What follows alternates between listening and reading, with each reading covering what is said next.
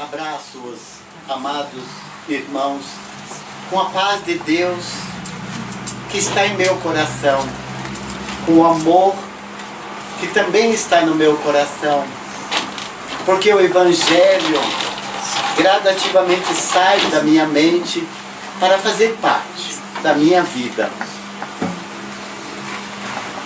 Fale do Evangelho, viva o Evangelho. E se precisar, use das palavras. Belíssima frase de São Francisco. Pregar o Evangelho pelo exemplo, pelo amor, e se precisar de uma hora de usar do verbo, da palavra, que assim o façamos. Que frase linda, né? Que bem-aventurança nessa frase de São Francisco de Assis. Jesus, o mestre de amor, o mestre de luz, em algumas passagens do Evangelho, nos chama a atenção quando ele nos diz: tende bom ânimo, eu venci o mundo. Vou repetir, Jesus nos dizendo: tende bom ânimo, coragem, força, eu venci o mundo. E ele acrescenta em outro momento: a cada dia bastam os seus males, a cada dia bastam as suas preocupações, a cada dia bastam as suas ansiedades. Apenas acrescentei, Jesus sintetizou: a cada dia bastam os seus males. E tende bom ânimo é exatamente o que motiva na tarde de hoje a esta palestra, que eu dei o título de Desânimo, a pior derrota. Quem de nós já não passou por momentos cruciais de dificuldades, de dores, de lutas? Quem de nós já não tomou também desse cálice amargo, desse fel que deram a Jesus, das dores do corpo físico, das preocupações e das ansiedades dentro do lar, com familiares doentes, familiares que partem, amigos que nos deixam momentaneamente na vestidura da carne e vão para outra dimensão e nos aguardam, mas que calcam em nós saudades, sentimentos, tristezas, e que essas tristezas, esses sentimentos diminuem o nosso ânimo, diminui o nosso entusiasmo. É curioso que a palavra entusiasmo, os gregos, há 2.300 anos e até mais, usavam a palavra entusiasmo com o sentido que eles queriam dizer, que é sopro de Deus, sopro divino. Que coisa linda, né? Entusiasmo, sopro divino, sopro de Deus. E quando você arrefece, diminui esse entusiasmo, você diminui esse sopro divino que nos entusiasma. Por isso que o tema é apropriado. Eu quisera abrir para o universo esse tema, porque muitas pessoas comentam: meu Deus, há tantas horas, eu estou aflito, estou angustiado. Brota em mim uma onda de tristeza. Vez por outra dizem assim: não sei porquê, mas de repente uma tristeza dentro de mim, não tem motivo aparente. Não estou falando de depressão, estou falando assim daquelas ondas que vão passando e que você de repente se sente envolvida nesse clima de tristeza, e aí você, muitas e muitas vezes, você se entrega. Aí você sabe que você aceitou, se entregou, passa a ser seu. Já dissemos muitas e muitas vezes que o pensamento que você aceita, ele passa a ser seu. Acredite nisso. Vem um pensamento, você aceita. Aceitar é quando você começa a fazer reflexão em cima daquele pensamento, pronto, você já alimentou. Então é preciso que, quando vierem pensamentos negativos, de desânimo, de tristeza, que você mude o pensamento. Olhe para o outro lado. Veja a vida de outra forma. Olhe para a natureza, para as árvores, para qualquer lugar. Abra o Evangelho, se você puder. Abra um livro, leia uma mensagem. Olhe para o rosto brilhante de uma criança, para os olhos luminosos de companheiros de jornada, porque há pessoas que os olhos brilham, já repararam? Os olhos estão sempre como dois faróis imensos, e que você olha para eles, parece que aquela luz deles te magnetiza. E há também, como dizia um amigo meu, pessoas que andam sempre de farol baixo. E por isso que a neblina, por isso que também a escuridão se avoluma, porque não consegue pôr luz normal. Já repararam? Estão sempre de luz baixa, desanimados, tristes. Então vamos continuar. Eu vou calcar esta palestra, como sempre faço, em dois momentos.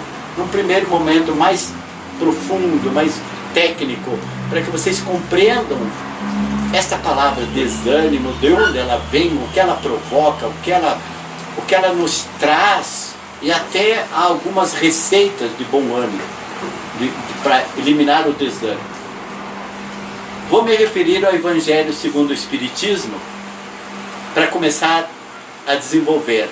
No capítulo 5º do Evangelho segundo o Espiritismo, todos vocês têm, no capítulo 5º, no item 18, está escrito: o desânimo é uma falta. Ponto. O desânimo é uma falta. Vamos perguntar, o que é uma falta? É um erro. É alguma coisa que a gente comete. Uma falta. Ah, cometi uma falta grave, uma falta leve, uma falta menos grave. O que eu fiz não prejudicou ninguém, então foi uma falta que só foi me prejudicar a mim, o que antigamente chamavam de pecado. E que o Evangelho troca por falta. Então o desânimo é uma falta. Deus, continua o Evangelho, vos recusa consolações desde que vos falte coragem. Quando você não demonstra coragem, também não haverá ajuda. A prece é um apoio para a alma, contudo não basta. Observa como ele é taxativo o Evangelho. A prece é um apoio, mas por si só não basta. É preciso que tenha por base uma fé viva na bondade de Deus. Fé viva na bondade de Deus. E a bondade de Deus nos prodigaliza bênçãos. Então eu acredito, tenho fé raciocinada, fé viva, fé consciente de que vai melhorar. E as coisas começam a melhorar. E é por incrível. E a segunda citação está no capítulo 18, no item 26 do Evangelho também. Ele começa dizendo assim: se não nos é concedido o que pedimos, ou seja, se nós não recebemos aquilo que pedimos, não devemos por isso entregar-nos ao desânimo. Não devemos. Devemos pensar, ao contrário, que a privação daquilo que desejamos nos é imposta como prova ou como expiação. E que a nossa recompensa será proporcionada à resignação com que houvemos suportado essa prova ou esta expiação. E todos nós passamos, ou por grandes provas, ou por grandes expiações. Precisa expiar, precisa pagar, mas não é pagar naquele sentido de maldade. É a dívida que nós temos. E a dívida que nós vamos ter de salvar. Um escritor que eu encontrei na internet, gostei demais dessa frase dele, chamado Francisco Rebouças. Ele começa dizendo: a preguiça é uma doença da alma. Isso aqui seria um tema para uma outra palestra, falar sobre a preguiça. Então ele diz que a preguiça é uma doença da alma. E ele continua: e tem como sócio majoritário. Todo mundo sabe que é um sócio majoritário. Dentro de uma empresa, aquele que tem mais ações. Normalmente aquele que tem 51% já é sócio majoritário. Aquele mandão dentro do lar, da casa, ele quer ser o sócio majoritário. Aqui quem manda sou eu. Imagine, sócio majoritário. Então diz que a preguiça tem um sócio majoritário, que se chama... Obrigado pela resposta. Qual é o sócio? O desânimo. Que coisa incrível, né? Preguiça tem um sócio maior que ela, a preguiça, chamado desânimo. Não preciso nem comentar. Num livrinho de bolso chamado Minutos de Sabedoria, que vocês devem conhecer, que é de Carlos Torres Pastorino, há um capítulozinho, é um livrinho de bolso, ele intitula assim: Não se deixe abater pelo desânimo. Bela recomendação. Não se deixe abater. Não se deixe. Não se deixe abater pelo desânimo. Não queira jamais abandonar a vida, porque isto nada resolve e agravará ainda mais os seus sofrimentos. Se você pensa que fugindo se sentirá aliviado, engana-se redondamente. É o caso de quem, infelizmente, pratica o suicídio achando que com isso vai resolver os problemas. Pelo contrário, né? Não se vingue dos outros fazendo mal a si mesmo. Não sou eu que eu digo. Não se vingue dos outros, porque é um mal que você faz. E ele termina: reaja com todas as suas forças e não se deixe esmagar pela incompreensão alheia. Ouviram? Não se deixe esmagar pela incompreensão alheia. E quantas vezes ouvimos: ninguém me entende, ninguém me aceita, ninguém gosta de mim, eu sou pobre, coitado. Eu via quando as crianças eram pequenas, o hard, né? A vida é tudo que desânimo. É, na verdade, hard, de duro. Pode falar assim. Sobre o suicídio, é que ele vai cair naquela desânimo, só vai puxando o desânimo, vai cair. Nós esquecemos do exemplo de Jesus. O mundo todo contra ele. E ele ali firme, na hora, depois de tudo, ele perdoou, falou: eu venci o mundo, não se entregou de Deus. Então ele veio para nos ensinar, nós acabamos. Obrigado, irmão. Ele quis dizer, Jesus é o nosso paladino, o nosso exemplo. Eu venci. Eu venci quando eles perdoai porque não sabem o que fazem. Então aquelas faltas alheias a nosso respeito é perdoar. Esquecer, deixar para lá. Vamos um pouquinho mais? Causas do desânimo. Encontrei isso no Momento Espírita. Tão bonito, que é, o título é Renovação do Ânimo. O desânimo é inimigo sutil do ser humano. Instala-se a pouco e pouco, terminando por vencer as resistências morais que se sentem desestimuladas por falta de suporte emocional para a luta. Observe bem, falta de suporte emocional. Por isso que as nossas emoções frangalhadas também nos enfraquecem. São várias as causas do desânimo. Basicamente, poderíamos resumi-las em 3. Primeiro, as enfermidades orgânicas. A segunda, o estresse. E a terceira, as frustrações. 3 causas para o desânimo, que normalmente se instalam. As enfermidades do nosso corpo. E ele diz: pode ser resultante dessa enfermidade que gera perda de energia e, consequentemente, o entusiasmo pela vida. Pode resultar do estresse, que é decorrente da agitação, tensão continuada, aquelas tensões que você vai guardando, aquelas pessoas que têm um trabalho muito difícil de convivência com pessoas difíceis, vivem numa tensão, naquela tensão, por exemplo, que a gente vê, vai, por exemplo, numa loja, aquelas pessoas que têm que cumprir uma meta, porque senão o salário vai ser difícil. Isso é uma tensão. Então ele trabalha sob estresse, sob tensão, cumprindo metas, cumprindo horários. O pobre, vamos dizer, desculpa o termo, o nosso querido irmão motorista, que tem uma tabela, tem que cumprir, e fica estressado, fica agitado, fica nervoso. Mas na realidade há coisas que não dependem dele. Então isso são causas de tensões. E terceiro, seriam aquelas frustrações profundas que deixam um vazio na alma. Frustração. Daí que nós nos perguntamos, sejam quais forem as causas, lutem, vá à frente.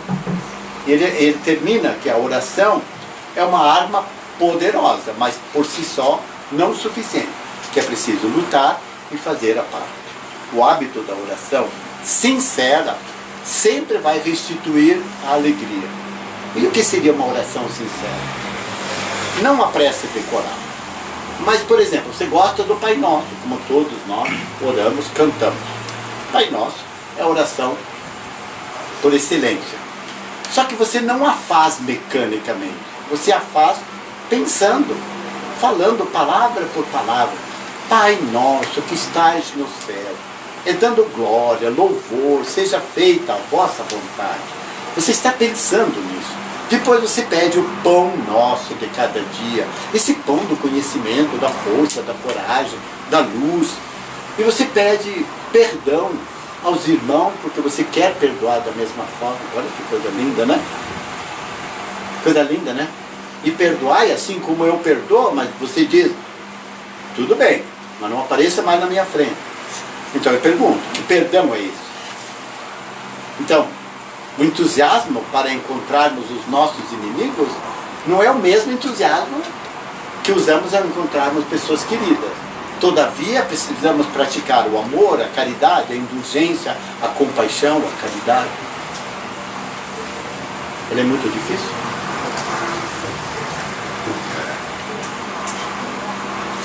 Vamos então para a receita. Vocês adoram receitas, né? Eu anotei aqui 6 receitinhas básicas para vencer o desânimo. E cada receita precisa que você use essa medida para fazer esse bolo maravilhoso que você faz, chamado receita para eliminar o desânimo. Ele começa dizendo que ao amanhecer de um novo dia e você se sentir sem ânimo, como se tudo fosse velho, sempre igual, dia após dia, parece que é tudo igual. Aliás, você levanta, você coloca o mesmo pé para fora da cama, você vai ao mesmo passo, faz a mesma coisa, mecanicamente você começa a escovar da direita para a esquerda, ou vai da esquerda para a direita, calça a mesma coisa, a meia primeiro no pé esquerdo ou para a direita. Repararam? Querem fazer uma brincadeirinha? Vocês podem abrir os braços um pouquinho? Assim, bem natural. Agora eu vou pedir... Não precisa nem estender para cima, é só ficar para você. Eu vou fazer uma brincadeira. A Nel pode fazer também lá. Vocês podem, por favor, cruzarem os braços? Vamos lá. Tá bom, descruza. Agora, pense. Eu vou cruzar os braços. Pense, pode cruzar. O que aconteceu com o seu cérebro? Então solte de novo os braços e vamos fazer isso assim, pensando. Vocês podem cruzar os braços? Por favor, eu estou pedindo. Reparou que você sempre é o mesmo? E há pessoas que põem a mão direita, o braço direito sobre o esquerdo, e algumas pessoas fazem exatamente o contrário. E na hora que você fizer o contrário, o seu cérebro vai provocar uma reação. Se eu, por exemplo, assim, conscientemente, eu quero cruzar os braços de uma forma que eu não faço habitualmente. Reparem no meu gesto. Eu me atrapalho, porque não é assim que eu cruzo. E se eu normalmente faço assim, é essa forma criada hábito. Que alguns hábitos podem se tornar vícios. E alguns hábitos podem se tornar bem-aventurantes. Quando seus hábitos forem bons. Hábito depende de quê? De treino. Depende de habilidades. Depende de competências. Nossa! Habilidades e competências, inteligência, todos temos. Todos. Nascemos simples e ignorantes. Porque trazemos igualzinho na nossa mônada divina, que é o princípio inteligente gerador do nosso espírito, inteligência infinita, igual. Só que cada um a desenvolve na caminhada. Alguns que dizem assim: ah, segundo grau já está bom para mim, para que eu vou fazer faculdade? Outros já querem mais.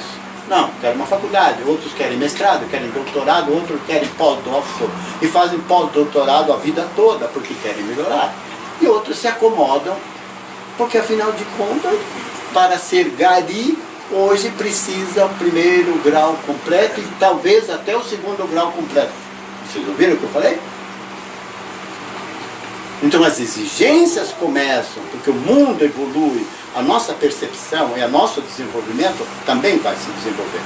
Então nós podemos usar dessas estratégias para criar receitas. E antes de dar a primeira receita, eu queria ler uma frase aqui. Olhos que só carregam desânimo e por isto mesmo se cegam. Por isso que eu falei no começo, olhos de farol baixo, olhos que transcendem a nossa pouca luminosidade. E luz está aquilo que Jesus disse: o sol que brilha em vossa alma, o sol que brilha em vosso coração. Que sol é esse? Deus. É o reino de Deus, íncito dentro do nosso coração, igual para todos. E se Deus está no nosso coração, imagine a grandeza desse sol. Mas nós permitimos que os nossos olhos não brilhem. Então vem a primeira receita. Se assim você se sente, faça então o seu dia diferente. Faça seu dia diferente. Saia para a vida com um sorriso. Você pode dar um sorriso? Eu pedi um sorriso para vocês. Nossa, parece que tem gente que tem que fazer assim. Não conseguem sorrir. Eu pedi para uma irmã doente, muito doente. Sorria. Meu Deus. Eu pedi o impossível, porque a dor dela era demais. Mas de tanta insistência pelo olhar, pelo amor, a gente consegue que aquela pessoa dê o mínimo de um sorriso. E o sorriso é a primeira receita para um bom ânimo. Sorria mesmo. Cumprimente com simpatia. Repare nele, no seu irmão de caminho. Veja se não é o caso de uma palavra de ânimo, de um conforto, de um diálogo leve. Isso é a primeira receita, hein? É a primeira. Poder subdividi-la em tudo. Faça seu dia diferente. Um sorriso, um aperto de mão, um cumprimento diferente para uma pessoa que você nunca viu. Dê um bom dia, dê uma boa tarde. Agora, se a pessoa não respondeu, o seu ânimo não mudou por isso. Segunda receita. Olhe atentamente ao seu redor. Nós nos esquecemos de que estamos rodeados de irmãos, fisicamente, como os nossos irmãos que já partiram também. Tantos que estão ao nosso derredor, nos envolvendo, caminhando conosco. Faça essa diferença. Olhe ao redor. Sinta que você, como ontem nós comentávamos com uma pessoa, mas eu sou só um grãozinho de areia, mas o seu grãozinho é diferente. A gota d'água do oceano que você é, nossa, a gota d'água de um copo é uma coisa, mas gota d'água de um oceano, mas tire essa sua gotinha, o oceano já é menor. Só que a gente não pensa nisso. Observe a nossa grandeza, amados. E a gente se mergulha no desânimo, achando que nós somos uns pobres coitados. Terceira receita. Trabalhe com afinco. Afinco significa trabalhe com de novo. Trabalhe com galhardia. Tá bom, traduza logo tudo isso. Obrigado, Lisa. Trabalhe com afinco, com coragem. Trabalhe com coragem. Coisa linda, né? Meu Deus. Não permita que nada te aconteça. Olhe tudo e a todos com olho de amor. É o que o irmão disse. Como que Jesus nos olharia? Olhos de condenação? Não. Ninguém te condenou, também eu não te condeno. Vá. Continue sua vida, não tornes a errar. Quinta receita. Não permita que a negatividade tome conta de ti. Com firmeza recuse qualquer lembrança de dor, de mágoa. Ouviram o que eu falei? Recuse qualquer lembrança de dor, de mágoa. Isso é passado. Mas ele me magoou. Mas isso foi ontem. Isso foi passado. Hoje ele não está aqui para me magoar. Deixe para trás. Que bela receita, né? E a sexta. Acordarás sentindo-se bem. Abrirás a janela e sorrirás para o novo dia, independente do tempo que está lá fora. Mandei para algumas pessoas hoje, né? Uma mensagem, algumas pessoas receberam, né? Assim como você quer acordar, você acorda, você faz o seu dia. Independente se está chovendo, tempestade, ou se está um dia de sol. É a mesma receita. Finalmente, nessa primeira parte, Divaldo Franco, num livro chamado Espírito e Vida, por Joana D'Angelo. É lindo esse livro, Espírito e Vida. Maravilhoso. Ele tem um capítulozinho que fala sobre o desânimo. Ele começa dizendo assim: desânimo insidioso, de fácil propagação, tem caráter pandêmico. Vou repetir: insidioso, de fácil propagação, tem caráter pandêmico. Vamos traduzir? Insidioso nada significa mais do que enganador, traiçoeiro. Insidioso é o desânimo, porque ele é traiçoeiro, ele é sutil. E a comparação que está aqui no livro é como uma virose, um vírus que está no ar, e ele contamina, toma conta do corpo físico daqueles que estão fragilizados. Toma conta. Isso. Toma conta da alma quando está arrefecida, sem coragem. Toma conta da mente quando a nossa mente está destrambelhada, ou seja, vive com preocupações, com agitação. Então esta é a hora de você não permitir. Só combatemos viroses normalmente quando são severas com antibióticos. E chega uma hora que os antibióticos já começam a se enfraquecer. Então o melhor antibiótico é lutar contra, para que não vire uma pandemia, ou seja, essa propagação generalizada, que toma conta de tudo. Quando virou pandemia, tomou conta de todos e de tudo. Que curioso, né, gente? Como isso é grave. Conduz o desânimo, conduz às dissipações, ou seja, você se perde no rumo, conduz à loucura, conduz ao crime. Aqueles que lhe caem nas malhas, invariavelmente derrapam para os vales desesperadores do suicídio. Esse adversário soez, costumaço, que sempre aparece, destruidor de multidões, é o desânimo. Por isso que ele é pandêmico, por isso que ele toma conta de um grupo. Isso é incrível, e é uma comparação muito fácil. Quando uma pessoa começa a bocejar dentro de um salão, porque está tudo fechado, meio um calor, o ar não se renova, um boceja, aquilo vai contaminando.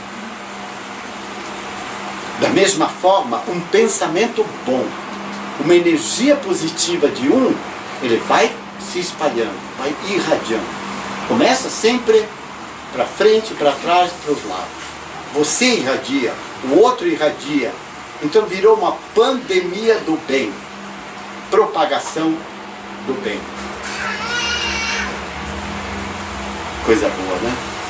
Aí ele diz assim, taxativamente, prossegue caminhando.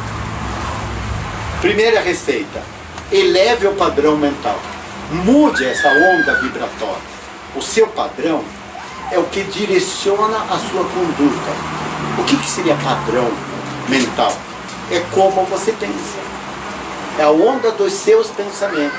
Ele é randômico, ou seja, o pensamento vai, volta, vai passando. Você aproveitou, ele passou. Então você deve mudar esse padrão por pensamento bom. Acontece alguma coisa? Diga a palavra. Deus. Jesus. Uma simples palavra. É um clamor. Força, meu Pai. Dê-me a força. Me ajude. Socorra-me. Observe que o padrão saiu daquela vibração contaminada do mal para um padrão diferente. Ou aquela pessoa que te xinga e você diz assim, vá com Deus, Deus te abençoe, continue com calma, com tranquilidade, tudo vai mudar. Observe, o seu padrão mudou. Primeiro. Segunda, expulse o tóxico letal do desânimo. Letal é o que mata. Ele é uma virose, então expulse. Não doe mais, não é seu. Terceiro, reaja com todas as forças da sua alma, com todas as forças da sua mente. E ela diz aqui que para você não possibilitar horas vazias. Horas vazias seriam aquelas horas em que você fica jogado no sofá. Não pensa, não fala, não reage, não faz absolutamente nada. O que acontece com a sua mente? Parou? Não, ela não para. Não há um provérbio popular que diz que mente vazia é a oficina do espírito mau? Vocês pensavam que fosse falar de mal. Mente vazia é a oficina do espírito mau. Porque eles tomam conta. Você não se ocupa, alguém ocupa. Mexa suas mãos, mexa seu corpo. Vá lavar louça, que você nunca faz. Vá limpar banheiro. Faça alguma coisa. Junte o lixo da sua casa. Eu só falei coisas boas, né? Meu Deus, passe pano na casa. Vá tirar os excrementos dos animaizinhos que você tem na sua casa.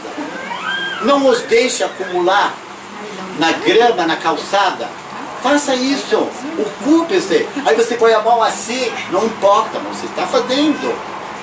Quando você termina, vai ver tudo limpo, bonito.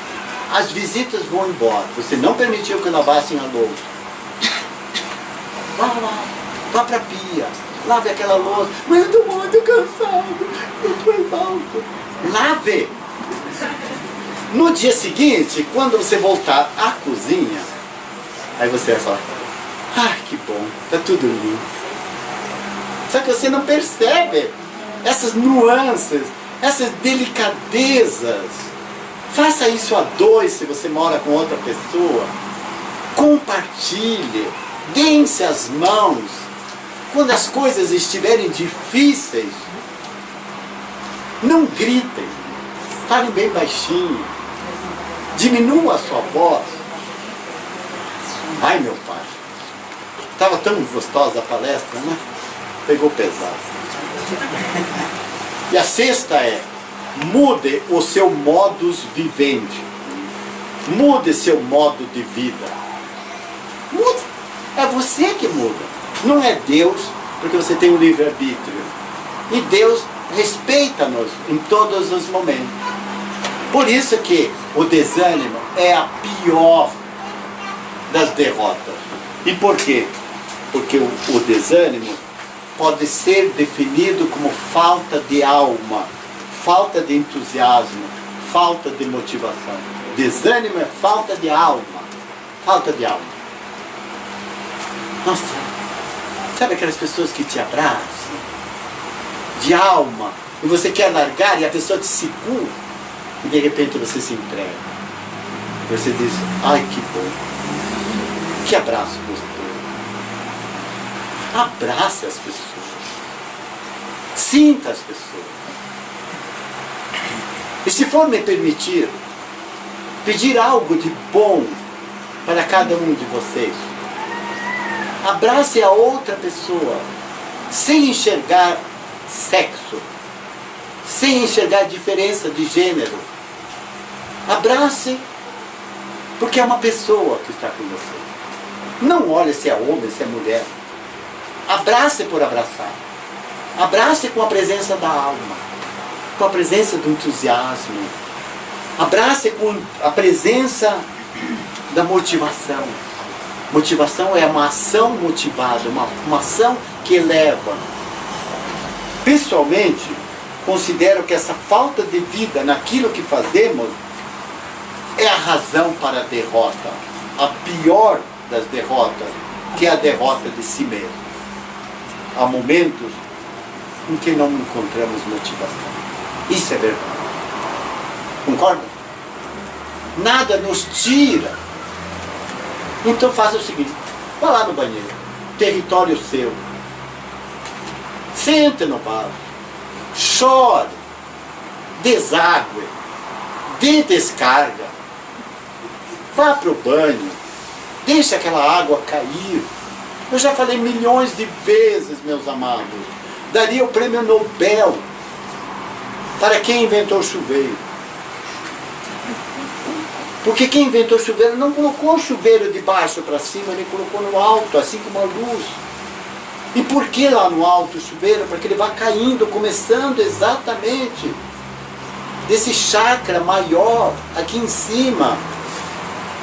E vai descendo aquela água. Faça aquela água colorida, da cor que você mais gosta. Qualquer cor. Deixe aquela água colorida. Fazendo uma propaganda, tem até chuveiro, não vou falar marca, que fazem cromoterapia. Você troca a cor, só apertar e dá a água, cor diferente, é um pouquinho caro, mas quando você não tiver dinheiro, faça a sua água conforme a sua mente. Deixe que lave seu corpo físico, deixe que vá descendo, e aquela água vai cair aonde? Obrigado pela resposta. Numa coisinha chamada ralo. Segundo o prêmio Nobel, para quem inventou o ralo, que recolhe todas as impurezas e que vai embora. Queridos, isso é metaforicamente falando, para nos exemplificar do que é ruim, é negativo. Nós damos descarga, nós damos vazão, mandamos embora, como lixo da casa. Lavamos-nos, a começar de cima para baixo. Tiramos os suores, as coisas negativas, as coisas ruins, enxugamos-nos, perfumamos-nos delicadamente para não agredir a sensibilidade das alergias alheias. Nos vestimos adequadamente e abraçamos nossos irmãos de caminhada. Mas são os perfumes da nossa alma, perfumes estes chamados ânimo, motivação, coragem, que nos elevam. Por quê? Nós paramos de depositarmos alma, paramos de derramarmos amor, paramos de nos apaixonarmos por aquilo que fazemos. Coisa linda, Teresa nos diz. Deixamos para trás a paixão por nossas realizações. Deixamos para trás o nosso ânimo. Deixamos de sonhar. Não alimentamos mais esperança. Corremos o risco de perder o sabor de viver. Por isso mesmo, não adianta mudar de lugar. Não adianta trocar de atividade. O problema continuará enquanto você não se ajudar. Deixamos perder ao longo do caminho o sonho, o entusiasmo, a paixão. Tornamos-nos amargos. Tornamos-nos amargos. Esperamos que continuemos, sempre queremos ser o centro das atenções, o umbigo do mundo. Parece que tudo gira ao nosso derredor, quando na realidade nós não somos o centro de nada. O fulcro da nossa vida é o amor, e o amor é Deus. Não gostamos de saber que não somos mais a pessoa mais importante. Não gostamos de saber que já não temos mais tanta importância. Não gostamos de saber porque já passamos dos 70, já somos mais inúteis, acham eles. Já nos deixam mais para o quartinho. Já vamos mais para o quartinho menor, porque o espaço maior da sala é para os jovens, para receber visitas. Os mais velhos não precisam mais nada. E vão matando dentro daquela pobre criatura a nesga de esperança que abre o céu da continuidade da vida, esquecendo-nos, amados irmãos, de que hoje estamos na jovialidade física, esquecendo-nos que a nossa pele é lisa, não temos rugas, não temos cabelos brancos, não temos a senilidade da velhice marcando nossas faces, sulcando nossas mãos com as veias mais salientes. Esquecemos-nos que a juventude é fantasiosa, é passageira, perene é a eternidade do nosso espírito. Hoje somos jovens, olhamos-nos no espelho e nós nos embevecemos com nossa beleza, cabelos lindos, nossos olhos refulgentes, maquiamos-nos para ficarmos mais belos, mais apresentáveis. Todavia, a graça dentro do nosso ímã, no nosso coração, ressurge desesperança, raiva, amargores, tirania, esquecendo-nos que isso também sulca a nossa pele, enruga-nos, mesmo sendo jovens, marca-nos, mesmo ainda na tenra idade. Cabelos brancos começam a surgir tenramente, fruto da amargura, do estresse, das ansiedades. Perdemos-nos porque permitimos-nos esvair-nos do mais belo amor que é a nossa alma. Por isso, mascaramos e projetamos para o mundo um outro eu, que não é mais nosso eu. Fantasiamos realidade. Gostamos de festas estupefacientes. Gostamos de festas ruidosas, música alta. Gostamos de bebida, porque parece que tudo isso é para apenas e tão somente esconder a fantasia que está no coração. Máscara, verniz, que a qualquer hora se esboroa e se desfaz. E aí surge novamente o desânimo, em forma de fracasso pessoal, em forma de escassez de motivação, em forma da perda do foco da vida, esquecendo-nos de que precisamos nos apaixonar todos os dias pela vida, pelas pessoas, fazer a vida estuar em nós. Quando eu chegar aos 98 anos com pouca vitalidade física, mas terei a vitalidade do meu espírito que é eterno, orando pelos outros, balbuciando serenamente palavras de ternura e de amor, não culpando os outros, não reclamando da minha vida longa, cansativa, amargurada, cheia de sofrimento. Pelo contrário, a pouco e pouco me engrandecerei pela eloquência do amor, que é a bênção de Deus a vicejar dentro da minha alma.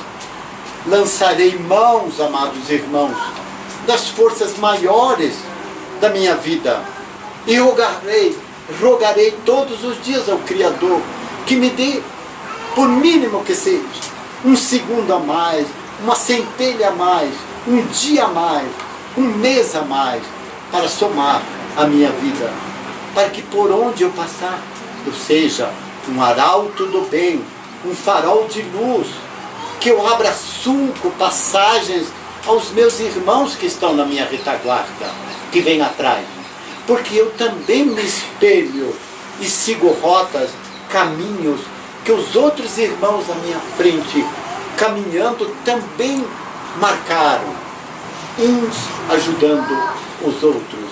O meu ânimo ajudando o ânimo do meu próximo. O ânimo do meu próximo fazendo com que nas noites tenebrosas da minha descrença, da minha falta de vitalidade, de esperança e de amor, eu consiga enxergar Deus que está dentro de mim. E ao rogar ao Pai, eu não rogue só por mim, que eu peça também a mesma luz que eu peço a Deus, que seja a luz para aqueles que estão no caminho conosco. Se a nossa pátria caminha por portas largas da perdição, da corrupção, lembremos-nos que no tempo do Cristo também vicejava a corrupção, a maldade, a prepotência, a tirania. Passados mais de 2000 anos, precisa o Mestre repetidamente, reiteradamente nos dizer: tende bom ânimo, espelhem-se, ou seja, sigam a minha vida conforme eu a vivi, testemunhando que as ofensas, as amarguras que me jogarem não me atingirão, porque eu já consegui dissolver, neutralizar, inutilizar todo o mal que estava dentro de mim. Por isso mesmo, eu já não me ofendo, eu já não me magoo, eu já não permito mais que as tristezas tomem conta de mim. Rogo, amados irmãos, que a partir deste momento, nova vida, nova esperança, nova luz renasça no coração de cada um de vocês.